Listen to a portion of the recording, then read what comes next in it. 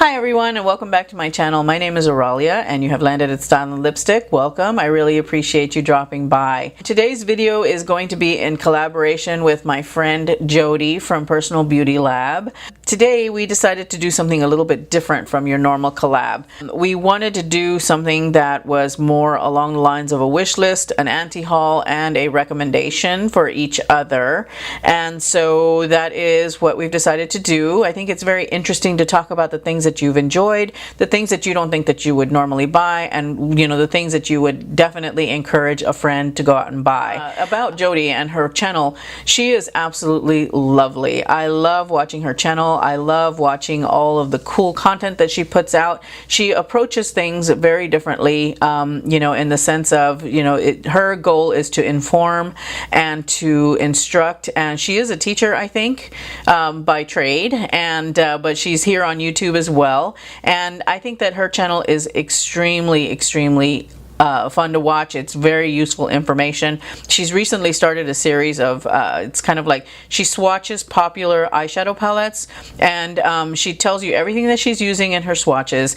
She does finger and brush swatches, and she goes through and talks about them very methodically and helps really break them down, and actually has influenced me in buying a couple of different palettes because she talks about the different colors and how they apply and all this and that, and it's extremely informative.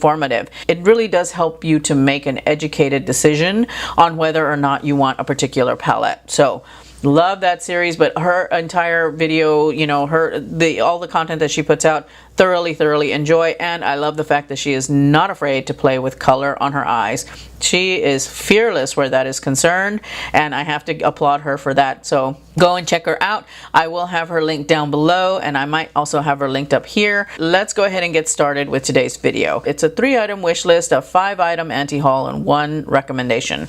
So on my wish list, I have the Natasha Denona Lila palette. I have been eyeballing this palette for quite some time. I have really wanted to get it. I mean, I love the colors that it has in there. It's not quite as sunset-y as the Huda Beauty Desert Dusk palette, but it is along the same lines. It's more on the pink side of things. I think that it is absolutely beautiful. I mean, I've seen people apply it. I've seen people swatch it. I myself personally don't own any Natasha Denona products, but I do know and believe that their eyeshadows are some of the most beautiful and buttery on the market. Easily blendable, all of that stuff. For me personally though, I've never bought them because they're expensive. They're super expensive. Now, don't get me wrong, I'm not afraid of dropping coin on makeup, as you have seen, but I have a problem buying $125 worth of eyeshadow though. That just to me freaks me out just a little bit in one shot. Yeah, so I haven't bought any of those, but they are on my wish list. I mean, this is something that I would not it's something that I wouldn't mind getting, as a gift. I would certainly not say no, I don't want that. So that's one of those items. The second wish list item that I have are the Kat Von D Saint and Sinner perfumes. I absolutely love those perfumes. Every time I go into Sephora, I douse myself with one, the other, or both, just because I love them that much. I love the packaging. It's the black and the white. I mean, it's just so beautiful. The scroll work, the shape of the bottle, all of it is absolutely amazing.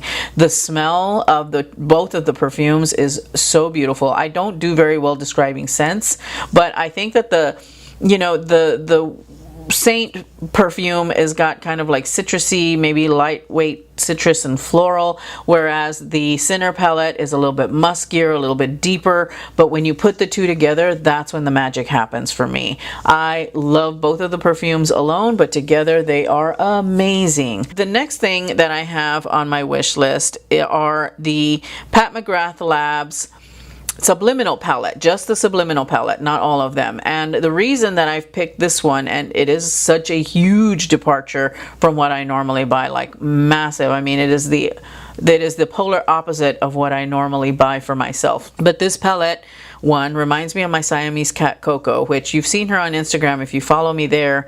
If you don't, you should. I've posted her on Instagram. She's a beautiful chocolate point traditional Siamese cat, and her coloring is, it's like a warm, she's got a little bit of, she's got warm, slightly warm tone, but mostly cool tone neutrals, and then the pop of blue of her eyes. I mean, I can't, it's just, she's beautiful. And this palette reminds me so much of her. And when I started my channel, I always told myself I want to do an eye look inspired by Coco, you know, my cat, and I still haven't done it, and this palette is perfect for that. So I think that's the biggest reason that I'm obsessing about it, other than the fact that that blue is amazing. I've seen them swatched on Twitter and Instagram. They look absolutely amazingly stunning, and I just want to play with those. They just every time I see that palette, I'm so inspired to play, you know, and it's different than the reds and oranges and purples and things that I normally go for, but I am just so inspired to play when I look at that palette. So that is definitely one that has landed on my wish list. As far as anti-haul, so anti-haul are those products that I would not see myself buying. A lot of people are going to probably give me some heat about some of the things that I'm going to talk about, and I'm sorry, I don't mean to offend you. I don't take it personally. This is not me saying that, you know, you suck because you like these products. This is me saying I don't like this product, I'm not going to invest any money in it. So the first thing that I wanted to talk about was the Kat Von D Saint and Sinner palette. I know a lot of people love this palette. They just are going on, and I know that the shadows are amazing because Kat Von D produces the best eyeshadows I think ever. And the reason that I don't like the Saint and Sinner palette, a couple of reasons. The first reason is that to me the palette looks like it lacks cohesion. I don't get the color stories that it has. I understand the conceptually, you know, that one side is supposed to be the Saint side, which is the more safe, neutral tone side, and then the other side is the Sinner side, which is all the color and craziness. I get that it was inspired by stained glass. I can definitely see that when I look at the palette, but I don't see enough of interplay between the two sides for me to want to buy it. The packaging also is kind of cumbersome. It's beautiful. It's typical Kat Von D holiday packaging, you know. It is absolutely gorgeous, but I don't see a cohesive story coming out of that palette telling me these are all the amazing looks that you can come up with. I think that I would have to supplement the palette with things. I think that for as many eyeshadows as you get in that palette, I mean, there's a lot. I don't remember how many off the top of my head, but as many eyeshadows as you get off of that palette, I don't know. It just doesn't appeal to me. It just doesn't call to me and say, you need to take me home. Just doesn't. The next thing that I wanted to talk about in my anti-haul is the Fenty Beauty Matchstick Concealer. Now, I've seen a lot of videos on this. I've also gone in and swatched them at Sephora. I did not like this formula. It is very dry, and I can just imagine what that's going to do to my very temperamental under eyes. I have to be very, very particular what I put underneath there. And the Fenty Beauty Matchstick Concealer just was too dry. It just doesn't look and feel like a good concealer to me. I know that she is probably going to go back to the drawing board on this particular product because of all of the Fenty Beauty products out there. I think the matchsticks, especially the matchstick concealers, have gotten the most negative feedback. The other item on my anti-haul are the silly sponges.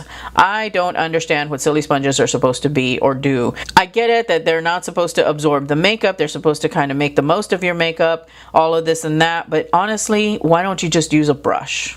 You know, a brush doesn't absorb all that much makeup. I just don't like the way the finish looks when people use silly sponges. I don't like to hear them slapping their face with the sponge. It's a blob of silicone. Come on, let's get real. It's a blob of silicone. I just don't understand what the fascination is. Why brands keep trying to come out with silly sponges.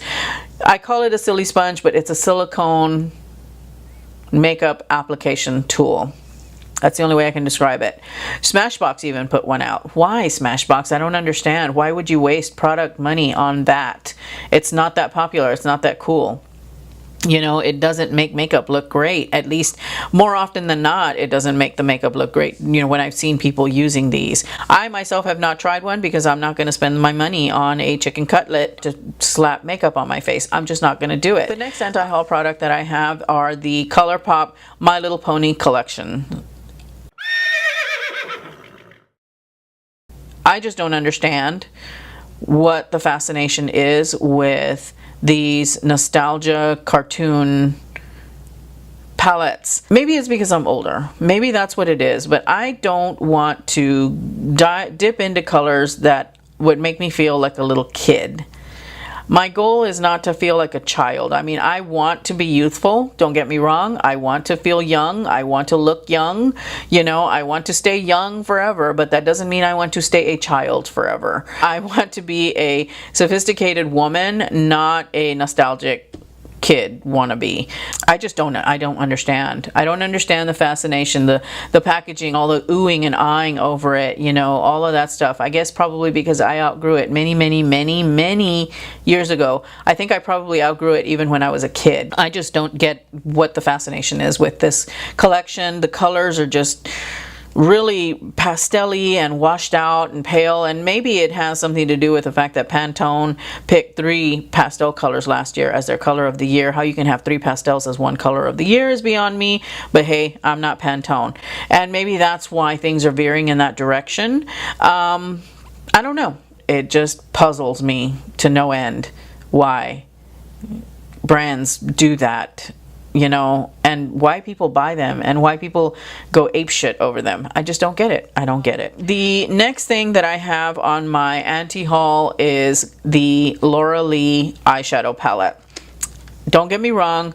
I love Laura Lee. I think she's a lot of fun to watch. She's quirky. She's kooky. She's weird. She loves cats. Love that about her. Loves cats. She loves her cats. I love my cats too. And I have to applaud her for starting up her own cosmetics line. I was really excited to see that she was creating her own cosmetics line, because I think it's always really awesome when women and men can use this platform. You know, they start out with nothing on this platform and they make something of themselves, and they take that and then they create a business out of it, you know, and I think that that's amazing. I applaud her for that. I think that that is to definitely be recognized and to say congratulations. It's really awesome that you're doing this. I'm really happy that you have found a way to make something for yourself out of nothing, seemingly. But that aside, the first palette that she put out, and the only reason that I'm not buying it is because the colors don't really do anything for me. You know, I didn't see the palette and went, oh my God. It's not like the Pat McGrath palette. It's not like the Lila palette from Natasha Denona, or even the Huda Beauty Desert Dusk palette. That palette screamed at me. You know, the Just Peachy palette from Too Faced. Had to have it because the colors were amazing and they were all mattes. Oh my God. The Laura Lee palette has colors that they just, it didn't knock my socks off. The palette, I didn't, when she opened it up and showed it, I didn't go like, oh yeah, that's definitely one I need to get. I didn't do that, and that's usually my gut instinct. I mean, it doesn't always happen right away. Like the Subculture palette from Anastasia, I looked at that and I was repulsed at first, but then I started to think about it. It's like, well, you know, you could probably come up with some really nice things with it. Maybe that will happen with the Laura Lee palette, but I seriously doubt it. The colors just aren't unique enough for me to want to drop $40. You know, it's just, it's been done before. I've seen it all before. You know, these colors don't jump out at me. So, all right. Jody, you asked me for a recommendation, so I am giving you a recommendation. What I'm going to recommend isn't flashy, it isn't fancy, it isn't anything, you know, anything like that. What I am going to recommend to you is, you have mentioned on multiple occasions that you have very dry lips, and I know in Chicago the winters are brutal, and you know, winter is just around the corner for you guys, and you're going to be suffering again this year. The recommendation that I have for you is the Mer The Lip Balm. It is $60, so it's not cheap, but I will say that if you struggle with dry lips, and I do too, trust me, I have had some horrible dry lips in the last few years, but since I purchased the Mer Balm last winter, I have been in heaven, because I no longer suffer from dry lips, and it's just from using that one product. This is a straight up testimonial on how amazing it is. It is very good. It will heal your dry lips. It will keep them from coming back. What I like about the Mer Balm, and I've talked about this before on my channel, is that it hydrates your lips from the inside, so it helps to make them a little bit plumper even. $60 seems like a lot for a lip balm. It is not something that I put on all the time. I don't carry it in my purse. I actually use it as my nighttime lip treatment. And the way that I would recommend that you look at this is, you know, when you look at the price tag for this lip balm, you're not just buying lip balm, you're buying skincare for your lips. That's what this product is. It is skincare for your lips. I don't put it on before I put my makeup on. I strictly wear it at night before I go to bed. It just does such a great job at healing my dry lips. I think that you would really, really enjoy this product. I think that it would be very, very helpful for you. And the reason that I'm recommending it is because dry lips hurt. They hurt.